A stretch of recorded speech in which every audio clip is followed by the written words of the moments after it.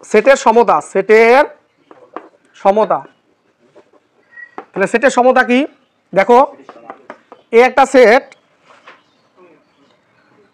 1 2 3 দেওয়া আছে, আর বি একটা সেট দেওয়া আছে 1 1 2 3 3 এরকম আছে।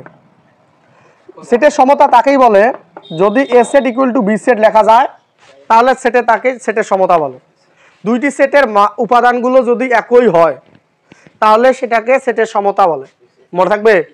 তাহলে দেখো এই সেটের উপাদান কয়টা আছে 1 2 3, আর এই সেটের উপাদান একাধিক উপাদান থাকলে একটা করে লিখতে হয়, এটা লেখার নিয়ম 1 2 3। উপাদান একাধিক, কখনো সেটের উপাদান একাধিক হবে না, কারণ আমি রাজু স্যার আরেকটা আমার মতো রাজু স্যার নিয়ে এসে যাবে না, আমি আমার স্টাইলে পড়াই, অন্য আরেকটা স্যার তার স্টাইলে পড়ায়। তো যারা আমার ক্লাসগুলো মনোযোগ সহকারে দেখে তারা বোঝে যে স্যার কেমন পড়াচ্ছে।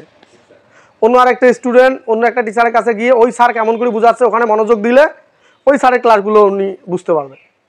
তার মানে দেখো এখানে দুইটা 1 আছে, দুইটা 1 তো একটা সেটের উপাদান হতে পারে না।